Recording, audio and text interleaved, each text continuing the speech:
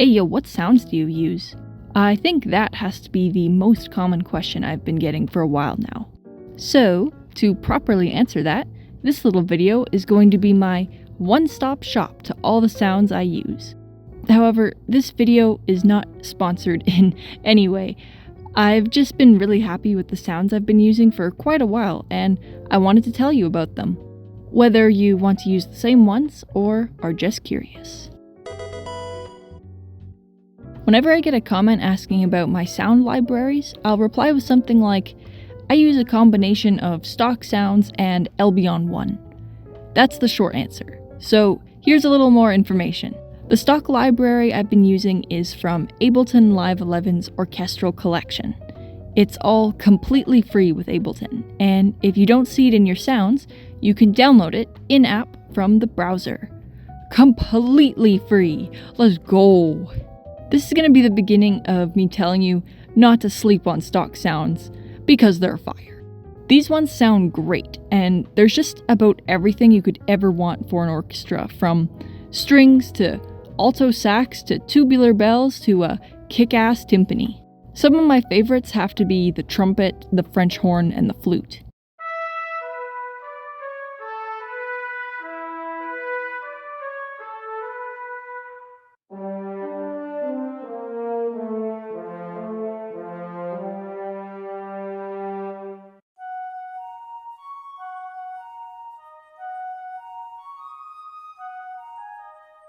Also within the stock stuff I use is the piano and keys section.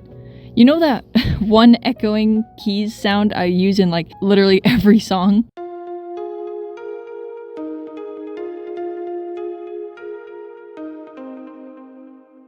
Yeah, this one. Ableton stock, baby. Same goes for all of my pianos.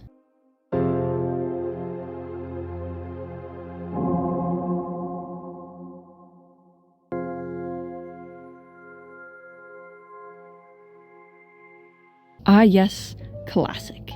I swear these keys they sound good with everything. Whenever I'm in doubt of what to use, bam, keys, bam, echoing keys, voila. Speaking of echo, I should also mention that every audio effect like EQ, reverb, and echoes are all stock as well. I just use whatever comes with whatever DAW I'm working in. Yeah, all this stuff sounds great, and it's free. Yeah. Much like one of my professors, I hold the belief that you should be able to use free or cheap stuff really well before you invest in fancy sounds or plugins. It helps build a sort of foundation of skill and will help you use your money more effectively, I think. And in some cases, if you master the cheap stuff, you can use anything well. This philosophy combined with me just really liking the stock stuff is why I wrote exclusively with it for like 4 years, maybe even longer. So again, don't underestimate the power of stock sounds or effects. Even if they don't have the prettiest interface, they come with your DAW for a reason. Actually, I'll play you a bit of 2 of my songs. See if you can guess which one is using only stock sounds.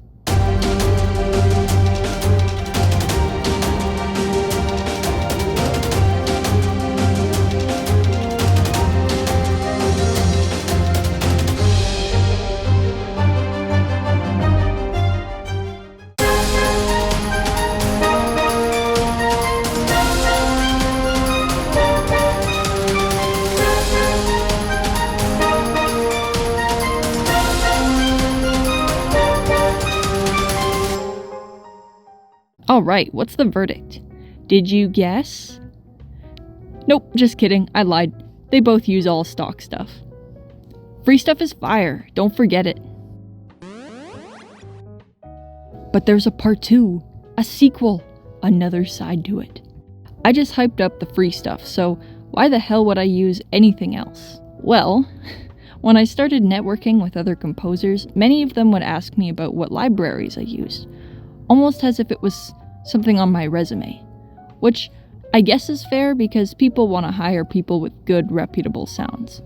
But I don't think music should be pay to win, you know? But I had been using and probably getting close to mastering the world of stock sounds for years, and thought it would be smart to do some research. It would also be really nice to have a consistent interface when writing in both Ableton and Pro Tools. So in the last few months of school, while I still had the student discount, I went up to my professor and was like, "Hey yo bro, I own a total of 0 plugins. Nada. And I want to make that number a whopping whole 1 plugin. You know what I like to write, and I just want to buy one good thing and be done. What do you recommend?" And that's when he told me about Elbion 1 by Spitfire Audio. At first, I was really freaked out by the price, but after some thinking and stacking up Black Friday and education discounts, I bought it and have been having a blast with it ever since. Even the collector in me has no desire to have a huge library of plugins. I'd rather buy one good thing for a couple $100 and be done than buy dozens of $20 plugins over a period of time. There's no way people who buy that much can use it all, right? Elbion 1 has been really cool, and I love how much control it gives me over each part, and just how freaking good they sound. I usually use the big strings and brass sections, which I can make staccato, legato, and like for strings, pizzicato, tremolo, spiccato, everything. This is also where some of my cool pad textures come from. I'll play you some of the sounds.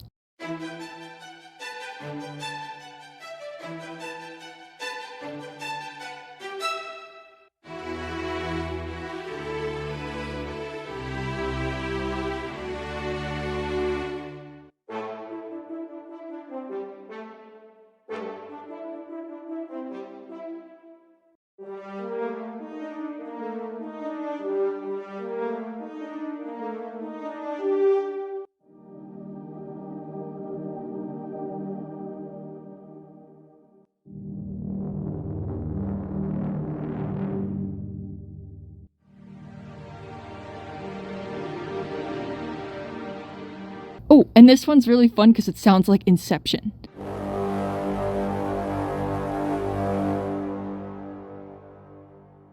Bwah. So I usually use Elbion 1 for the big epic stuff and combine it with the stock for the smaller solo parts. But that leaves a few of my common instruments out. Back when I bought Elbion 1, I was like, haha, perfect, I win. And I don't have to spend anything else, and I can just make cool music forever. Ha ha ha ha ha. And then another composer I had met with showed me East West's Big Cloud bundle that was super cheap for Black Friday. And it was really cool, and it had so much variety, and... oh goddamn. So now I should be set. With my whole 2 plugins. But anyway, East West is where most of my cool world sounds come from, as well as the choirs that I've been using in pretty much every piece lately.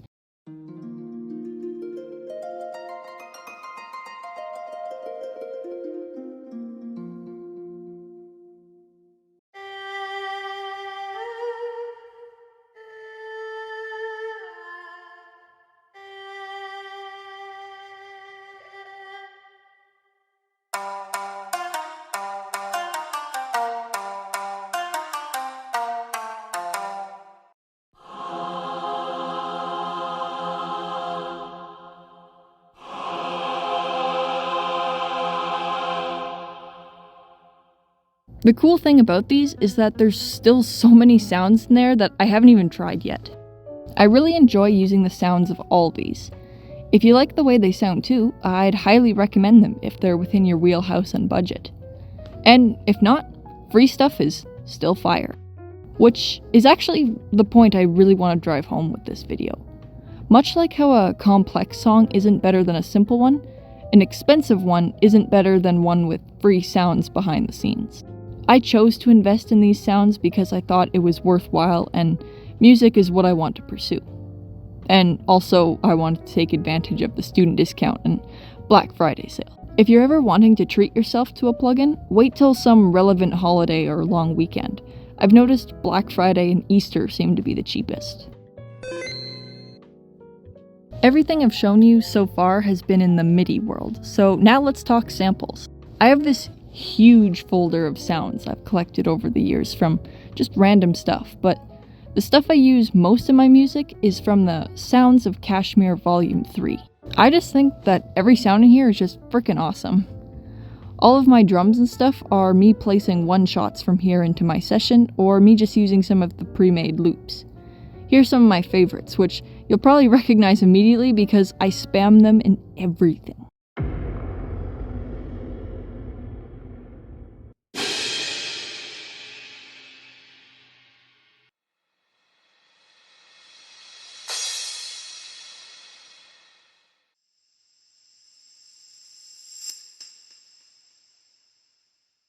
And with these as well, I also use the same stock echo plugins and stuff, which can turn these drums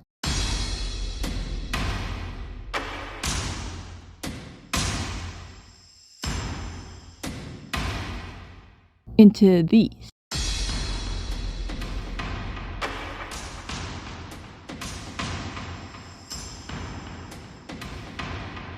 I really enjoy playing around with all these samples and placing them in funky ways with echoes to make parts. I wouldn't say I make beats in the typical sense though, but yeah, lots of fun, and I think really adds that final level of polish to my compositions. And since I'm a completionist, I'll show you what the hardware side of my sound looks like. That being my keyboard, my partner in crime, my Roland Juno DS88. I got it back when I started taking composing a little more seriously back in high school, and I ended up paying half of it and my parents the other. It was a sort of combined Christmas birthday type thing. Still, very pleased with it. The guys at the music store had a field day the day I tried out all the pianos, and this is the one I liked best. You definitely don't need anything this grandiose for writing digitally. Hell, even a tiny little one-octave keyboard will do the trick. But I came from a classical piano background, so I needed the full-size keyboard with weighted keys if I was going to do this right.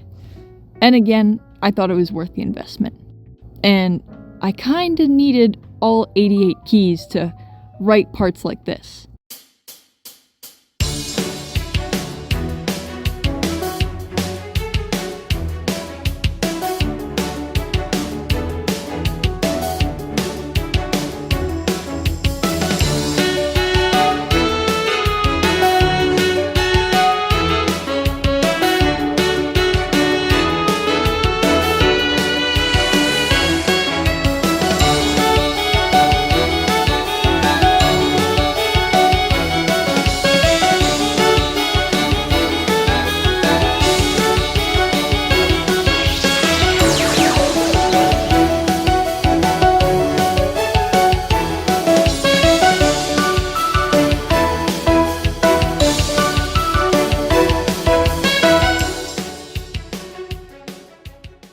And there you have it.